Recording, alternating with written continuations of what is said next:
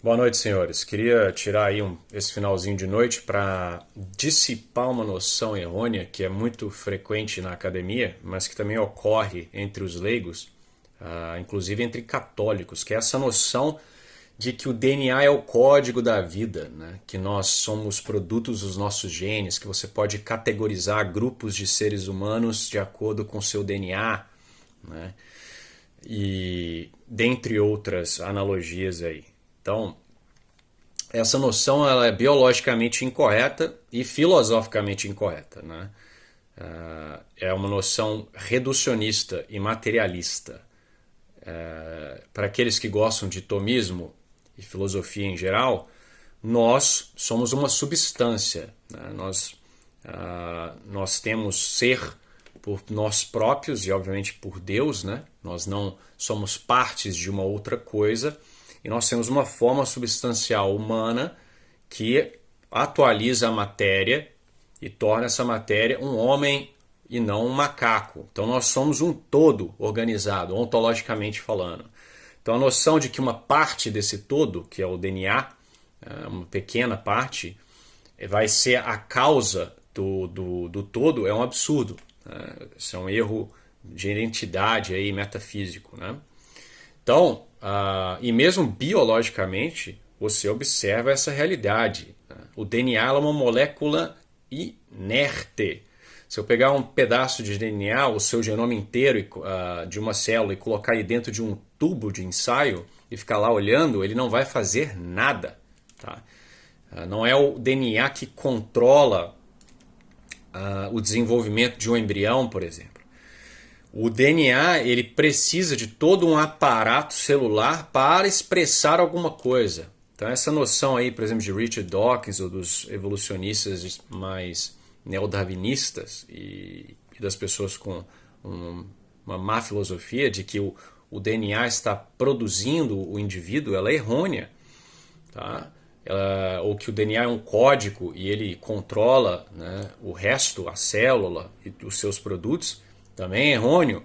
O DNA ele é utilizado pela célula. Tá? Ele é como se fosse se você quiser usar uma analogia de informática, ele é como se fosse um database. Ele tem uma informação lá, mas essa informação não faz nada. Ela precisa ser utilizada pela célula no momento que a célula quer e precisa. Então, o DNA está a serviço da célula e não o contrário. Quando você tem a formação do zigoto, o início ali da produção do que precisa ser produzido a partir do DNA, ele começa a partir da mãe, que coloca fatores de transcrição que são necessários para que o DNA seja lido. Né? Porque você tem uma certa circularidade causal ali. O DNA ele produz proteínas, mas ele precisa de proteínas para ser lido. Você precisa de uma penca de enzimas, você precisa dos ribossomos, dentre outras coisas. Tá? Então, o DNA ele não ele, por si mesmo ele não faz nada. Inclusive, para você explicar como isso evoluiu é impossível. Porque por causa dessa circularidade causal, como que o DNA pode ser a causa das proteínas, por exemplo, se ele precisa das proteínas já existentes para ser lido? Né? Então você tem aí o que veio antes, a galinha ou o ovo? Né? É um problema sério. E o problema é tão sério que nós sequer conseguimos definir o que é um gene. Tá? Nós temos essa noção aí muito errônea por causa da genética mendeliana, que lembrando sempre, quando Mendel teve sua ideia, nós não tínhamos nenhuma noção de que era um DNA, não existia biologia molecular, genes eram unidades, fatores hipotéticos. Tá? Então tem essa noção de que você tem um gene para cada traço, né? Então eu tenho um gene para tamanho de nariz, um gene para não sei o que. Não existe isso, tá? O gene, ele sequer pode ser definido porque pedaços, sequências de DNA, quando elas estão sendo lidas no RNA, que é a segunda etapa, esse RNA ele pode ser picado, que nós chamamos de splicing alternativo, e esses pedaços podem ser reorganizados. Então a mesma sequência de DNA pode gerar mais de uma proteína. Então a definição geral de gene, que é aquele que produz uma proteína tal, ela não funciona, né?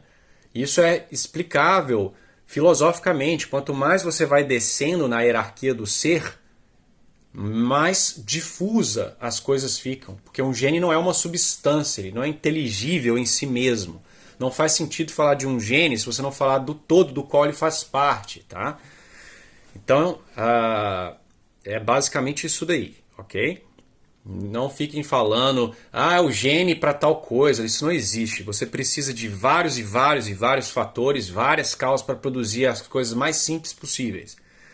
Você precisa, e geralmente há uma redundância nessas gene networks, nessas redes de genes, por exemplo, de forma que se você derrubar um gene, que teoricamente causa tal fenótipo, tal traço, o sistema balanceia isso daí e consegue produzir o mesmo fenótipo com o que existe lá. Porque a causalidade, como eu disse, né, o todo é maior do que as partes. Os genes são só pedacinhos, né?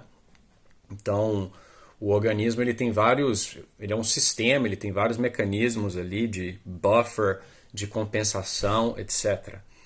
Então, o DNA ele tem muito menos relevância do que se diz por aí, tá?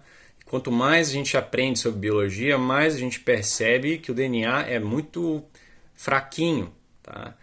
Hoje em dia, o que se chamava DNA lixo, né, que era uma premissa evolutiva aí, totalmente errônea, de que 90 e tantos por cento do DNA que não codifica para nenhuma proteína, ele é inútil, está se mostrando completamente errôneo.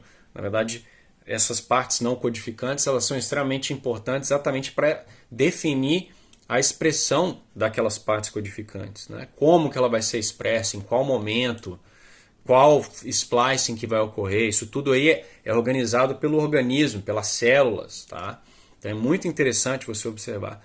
Ao ponto de que alguns evolucionistas, ateus inclusive, estão dando, por exemplo, James Shapiro, que é um dos biólogos mais famosos atualmente, ele afirma que as células têm cognição, que elas têm awareness, porque elas parecem sentir e saber quando um gene deve ser expresso, em qual momento, ela pode editar o próprio genoma, alterar, tá?